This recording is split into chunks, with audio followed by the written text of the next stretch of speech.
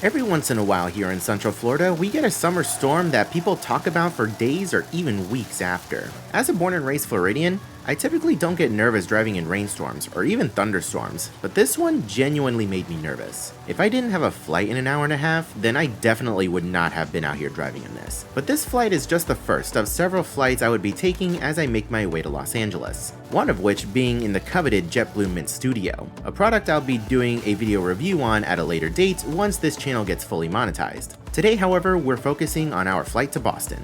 I'll see you when we get inside the terminal. In case you guys are new to the channel, hello and welcome. My name is Adrian and I'm the Express Traveler. I'm a plus-size aviation geek who stands at an incredible 5 foot 5 inches and at the time of this video weigh 285 pounds. I know firsthand that traveling as an overweight individual has its challenges and not all modes of transportation are built equally. My ultimate goal is to give my fellow plus-size travelers a look at what to expect from any airline in any class of service, so you can make a better informed decision on where you can get the most bang for your buck when it comes to in-flight comfort. I really hope you enjoy today's video. If you do, then please consider leaving a like as it's the best free way to support the channel and what I do as I try to make reviewing flights a part-time job. But with all of that being said, let's get this rainy JetBlue experience started. As we were getting closer to Tampa International, I was observing the weather and thinking, there's no way planes are landing in this, right? So I pulled up the weather radar to see what the situation was with the rain and then compared that to Flight Radar 24 to see where my inbound plane from Boston was. And sure enough, inbound flight number 591 and many others were in a holding pattern over the Gulf of Mexico. It also didn't come as a surprise to me when I got the notification that inbound flight 591 was being diverted to Sarasota International for what I assume was refueling. So I knew I had some time to kill before my aircraft even got here. Unfortunately, this also means that this late afternoon flight where I would have plenty of daylight to film was now a night flight. Eventually, the weather started to clear up and the worst of it moved offshore. Slowly but surely, planes started making their way back to Tampa, and my diverted flight took off from Sarasota to make its short journey back to its original destination. Let's go ahead and hop on the tram over to Terminal A.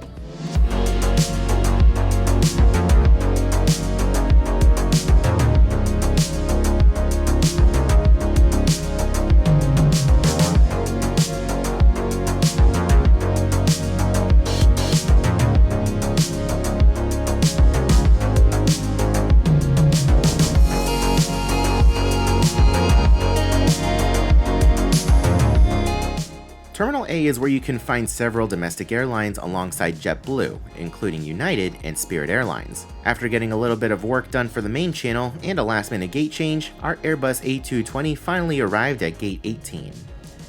After about 20 minutes of waiting for the plane to deboard and get cleaned, we finally started making our way down the jet bridge to our aircraft. This one-year-old Airbus A220 with registration November 3118 Juliet is laid out in an all-economy 2-3 configuration with rows 1 through 4, 12, and 13 of the cabin being JetBlue's even more seats with added legroom, and the rest being just standard legroom seats. There are 3 lavatories in this aircraft, with one at the front by the cockpit and another 2 in the rear galley.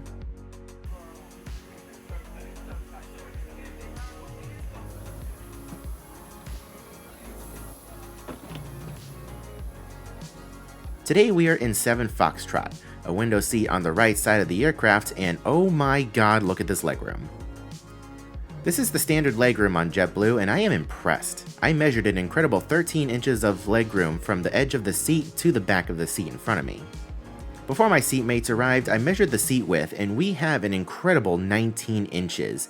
The advertised width of the A220 is 18.5 inches, so I am not complaining about the extra half inch. As a big guy, I was very impressed with the seats and they are definitely the most accommodating economy seats I've ever been in.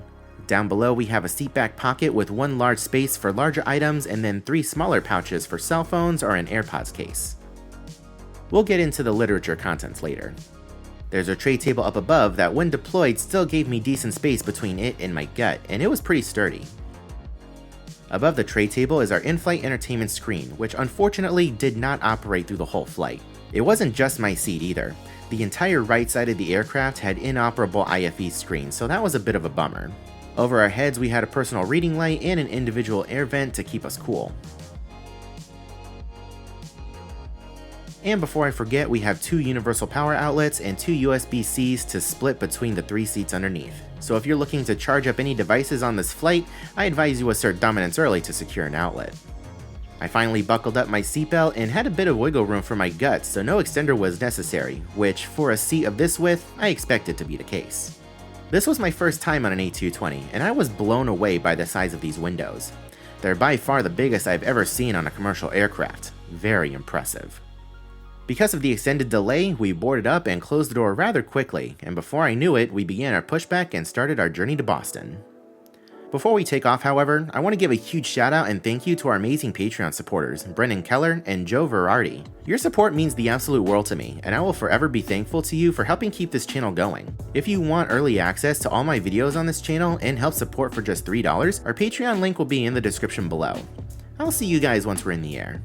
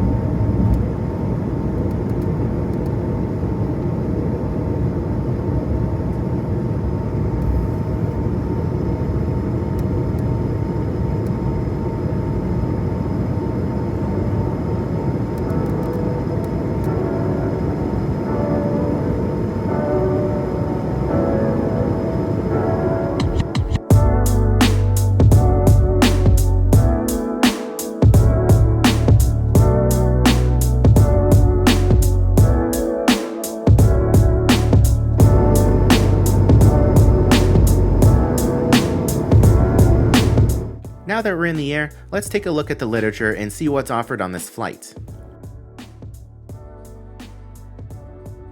You can see we have 2 pages with buy on board food options for select flights, a couple of on sale amenity options, a few alcoholic drink options, paid snack box options, and of course all of our complimentary drink and snack options. The bottom of the menu had a QR code to help you get connected to the free in-flight Wi-Fi, which could come in clutch since the IFE screens on my side of the plane never got fixed.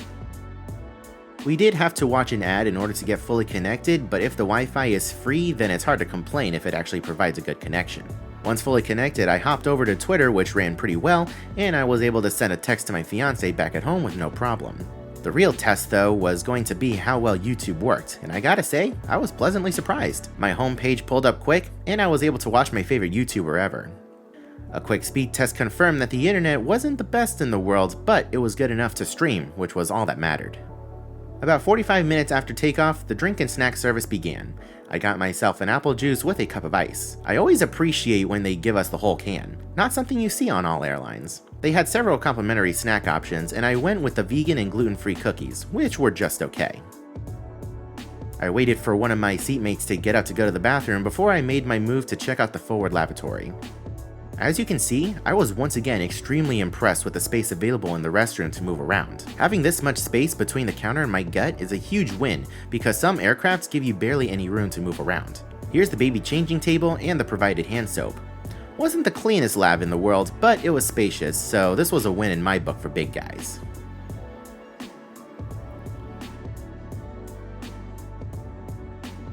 Before I knew it, we were already on our descent into the Boston area.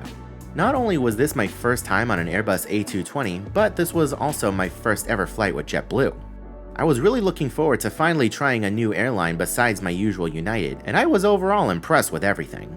The ground staff we interacted with at Tampa weren't overly friendly, but they weren't rude either, so that was about average. But it was the flight crew on board that really shined. They were attentive and came through the aisle several times throughout the flight, making sure everyone was taken care of and always had a smile on their face. It was unfortunate that the IFE screens on half the plane were inoperable, as I was really looking forward to checking out the system, but the free Wi-Fi on board made up for it with streaming videos well from my phone. The seat width and legroom are superb, and I hear that this amazing legroom is standard across the JetBlue fleet, so I can't wait to experience more flights with them in the future on other aircraft types to compare. In my last video, I got a few comments asking about my plus-size travel score.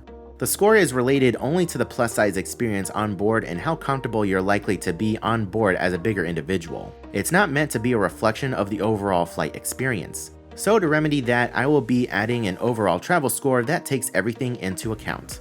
For this flight, we rated the ground experience, the onboard service, food, in-flight entertainment, Wi-Fi, and the overall seat. Each was rated out of 5 for a possible total score of 30. For this JetBlue A220 flight to Boston, we're going to give our experience a travel score of 17 out of 30.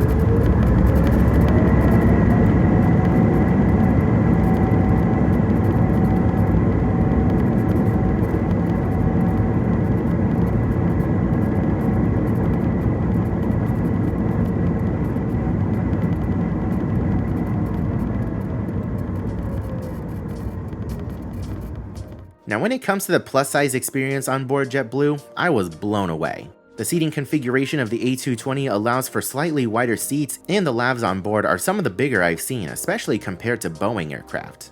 Taking everything into consideration, I'm happy to give the JetBlue A220 a plus-size travel score of 8 out of 10. I will definitely be seeking out the A220 on future flights and look forward to flying on this aircraft again. Thank you all so much for watching this flight review. I apologize for the long wait since my last review. Now that I'm finally doing YouTube full time, I'll be able to post these more often when I'm not editing something for my main channel, which I highly recommend you check out if you're interested in theme park and cruise content. Have you guys ever flown on JetBlue before? What was your experience, and would you fly them again? Drop your opinions down in the comments section below. I hope you are all having a wonderful day, morning, afternoon, and evening, and I will see you guys in the next video.